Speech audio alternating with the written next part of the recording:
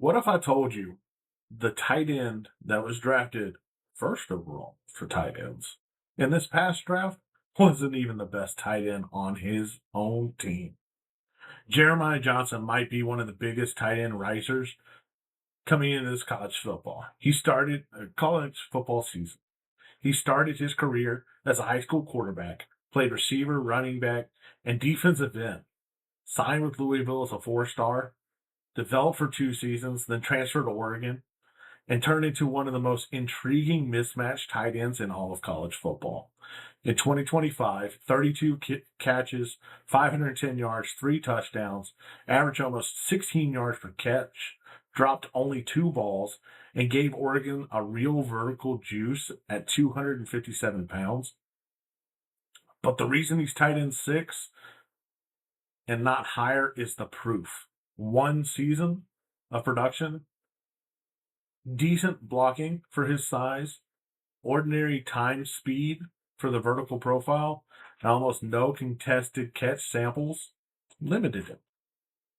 So today we're going in and breaking down Jeremiah Johnson, who is my tight end 6, why the upside is real, why his decision to return to Oregon for 2026 could be one of the moves that sends him flying up the draft boards and helps Oregon reach the promised land of the national championship game. But before we get into that, make sure you hit the like button, follow, subscribe, so we keep putting in this work on our chase to having over 100 prospects done before college football kicks off this year. What's going on, everybody? Welcome back to Draft Yoda, where we're data-driven and prospect-focused. Johnson comes in today at an 8.85 out of 10, currently number 62 overall prospect, tight end number 6 going into this college football season. And he's one of those tight end evaluations where the ceiling is really easy to see. 6'6", 257 pounds, real receiving production, over 16 yards per catch, almost 16 yards per catch. Strong deep receiving tape, yards after catch, only 2 drops, heavy blocking workload, and a title game touchdown when Oregon needed him the most. That's the exciting part. But the evaluation isn't finished because Jeremiah Johnson still has to prove he can handle being the featured guy for a full season. He still has to prove the blocking game can match his size. And he still has to prove the vertical production is sustainable. That is what makes 2026 return to Oregon so important. He could have tested the draft waters. Instead, he came back to Eugene to complete the profile and to help the Ducks make a run at the national championship. Started his career off in Inglewood, California. One of the most interesting parts of his background is that he was not just a tight end. He played quarterback. He played receiver, running back, and defensive end in high school. And that matters. When a player has that many roles in high school, it usually tells you the staff viewed him as one of the best athletes on the field, and we're just trying to find ways to get him involved. Quarterback shows processing and field vision, and receiver shows ball skills. Running back shows movement and comfort with the ball in his hand. And defensive end shows a toughness and a physicality that is a unique background for a tight end. And when you watch Johnson now, you can see some of that versatility in the way he moves and attacks space. 4-star recruit, earned Ocean League MVP honors, a strong high school profile. It's not a random late bloomer that came out of nowhere. The tools were there, the size was there, the athletic ability was there. Versatility and the production were all there. Signed with Louisville and spent 2 seasons with the Cardinals, developing into a bigger and more complete target. Very few tight ends walk into college football fully full. They have to learn the route running. They have to learn blocking. They have to learn how to play attached to the line. They have to learn how to work in space, and they have to develop their body. And Johnson did all of that. And after 2 years in Louisville, entered the transfer portal and ended up at Oregon. At Oregon, the move to Oregon was a big deal because Oregon is a program that knows how to use athletes. They know how to create space, how to use tempo, how to stress defenses horizontally and vertically. And for a tight end with Johnson's size and receiving skills, that kind of offense can unlock things. In 2025, Oregon had a very deep tight end room. You know, Johnson didn't walk into the year as the only option. In fact, he began the year behind one of the best tight ends in the conference. You know, and that matters because his breakout was not just about volume being handed to him day one. He had to earn a larger role. He had to step up as the season went on. And as some injuries thinned out the receiver room, Oregon had to move to more double tight ends, and he had to be there to answer it.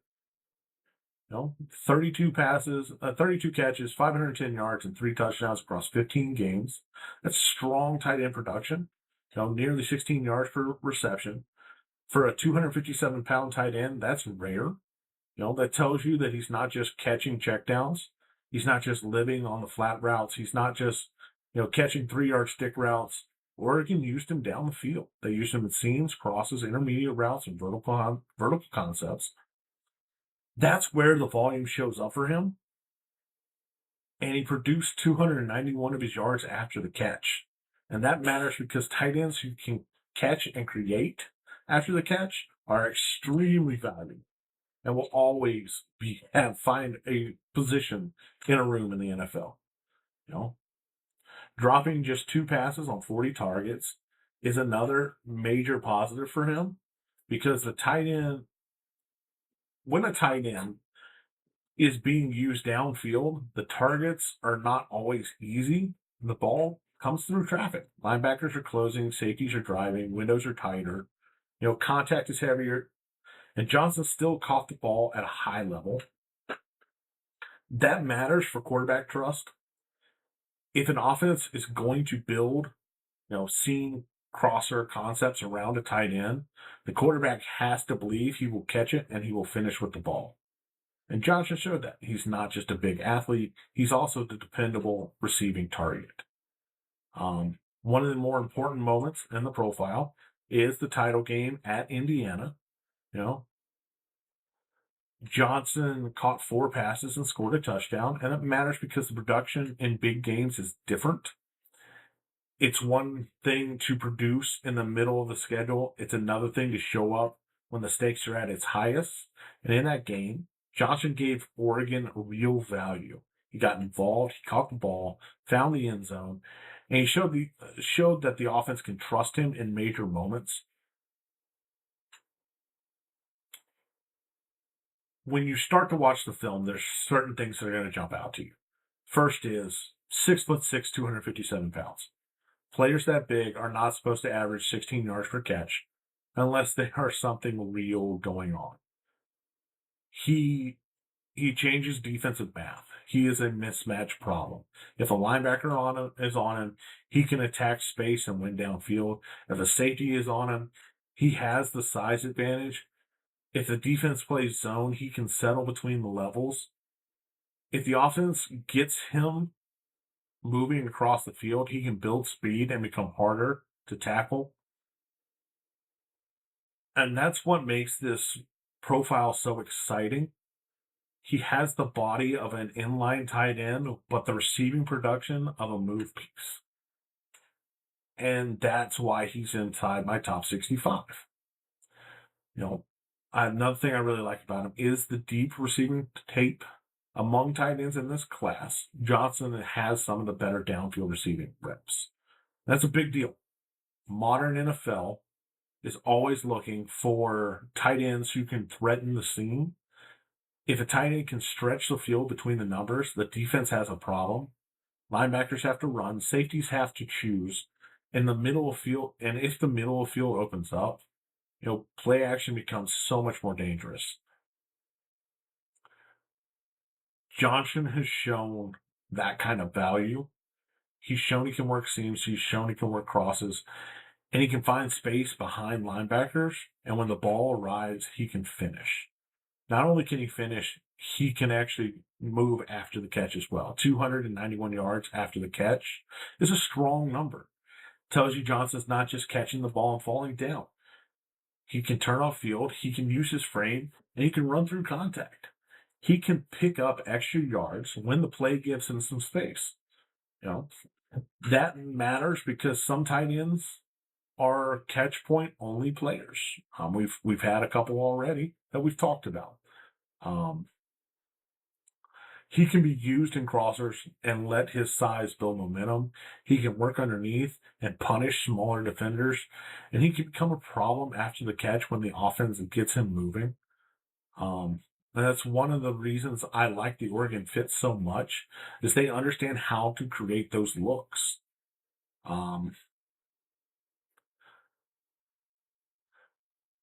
He stepped into a larger role mid-season, and that matters for me. Some players need offenses built around them from day one. Johnson had to adjust. He had to start behind a star.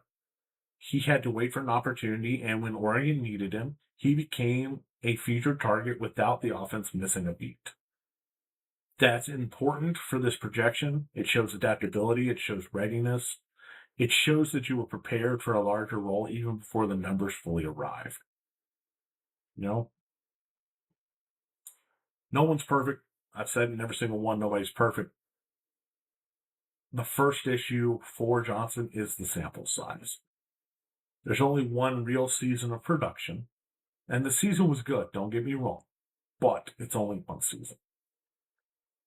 It showed him in a supporting role behind one of the best tight ends in the conference and in the country. And now that he's the featured guy, I got to see what happens with him. Can he handle more targets? Can he hold up to the defensive attention? Can he become the weekly focal point? Can he produce when teams game plan for him? Now, that's the difference between a breakout player and a true NFL prospect. Another concern I have for him is his blocking.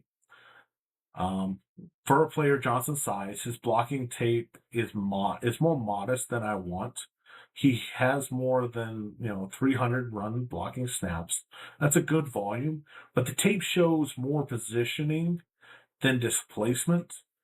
In other words, he covers defenders. He doesn't really move them. He can get away with that, and he can execute the assignment, but he's not consistently moving people downfield. And at 257 pounds, I want to see more of that power come through. You want to see a drive. You want to see a physical finish. You want him to turn that frame into force, and that's the next step for him.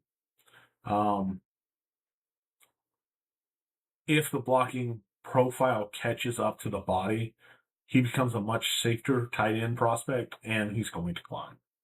Point blank. Another concern is the time speed. For a player with whose receiving profile is built around vertical seam production, the stopwatch numbers are just meh. It doesn't mean he cannot win downfield. He already has. He's shown that he can, but it does change how he wins. He's not separating because he's a rare burner. He's separating through built-up speed, route angles, body position, and offensive design. And while that can work against NFL athletes, the margins just get tighter. And so the question is whether vertical production continues when defenders are faster and more physical. Another thing I really want to see from him is more contested catch samples. Only 2 career tries in traffic. And part of that is the Oregon system. They have so much speed and so many talented people out there that you're not forcing footballs. But for a guy who's 6'6", you want to know if he can catch when he's covered. Can he go through contact? Can he high point a football? Can he box out safeties? And can he finish when a linebacker's draped on him? I just need more evidence to see it. The hands are good. The frame is good. The receiving production is good. But there's just not a whole lot of, traffic catching profile I can lay my hat on. Speaking of linebackers and all that, 3 touchdowns is fine, but a player for his frame and receiving ability, I want to see more red zone volume. If Johnson is going to become one of the top tight ends in this class, he needs to be a real red zone weapon. Oregon has to use him down there. I understand they had another tight end. I understand they have a ton of weapons.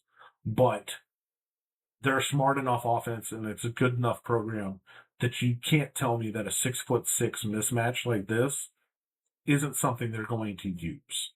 So either he becomes more of a red zone weapon, or I have more questions about him. You know, this tight end class, there's a clear top of this tight end class, and Johnson is just at the edge of those top 6 tight ends. You know, Trez Green is a rare mismatch profile. Chris Corbrough is a complete traditional tight end foundation. Terrence Carter is a yak monster. Luke Reynolds is 5-star tools and high-end speed projection. Benjamin Brahmer has size, hands, and proven receiving production. Johnson might have as much upside as anyone in this. He's big. He can stretch the seam. He can catch the ball. He creates after the catch. He has pass protection value. But with one real season, modest blocking, ordinary time speed, 2026 is going to be key. Johnson made the right decision to come back to Oregon. As a full year, to give him a full year as a starter, unquestioned, that could change the entire evaluation for him. The checklist is pretty clear in my head for him. If he can handle more targets, stay efficient, keep the yards per catch high, score a couple more touchdowns, show a little bit stronger of a run blocking profile, and prove he can win in traffic, if he becomes a weekly focal point in Oregon's offense, he's going to climb because the per catch production is there. The receiving tape is there. The frame is there. The resume just needs volume to it. You had a great cover sheet. Now give me the volume behind it. Currently sitting at an 8.85 out of 10. Number 62 overall, tight end 6. Jamari Johnson is 6'6", 257 pounds, with real receiving juice, seam stretching ability, strong hands, yard after the catch production, and enough pass protection value to project as more than just a flex target. He returned to Oregon in 2026, and he has a chance to really become the featured tight end. One season of production is part of the concern. Modest run blocking is another part. Ordinary time speed is a third part. And the limited contested catch sample is a fourth. But he has all of 2026 to show me and everyone else why he should climb higher. That's him on my board. What do you think about Jeremiah Johnson? Can Oregon turn him into one of the best tight ends in college football? Can they go back-to-back with tight end ones in college football? How high would you rank a 257-pound tight end who can stretch the seam and create after the catch? Drop your thoughts in the comments. Let's have a discussion. Make sure you hit the like button, subscribe to the channel, and follow for more as we keep on this push for over 100 prospects before college football season kicks off. We are well on our way. I'm Draft Yoda, Bill Workman, your favorite draft nerd's favorite draft nerd. I'll catch you guys in the next one.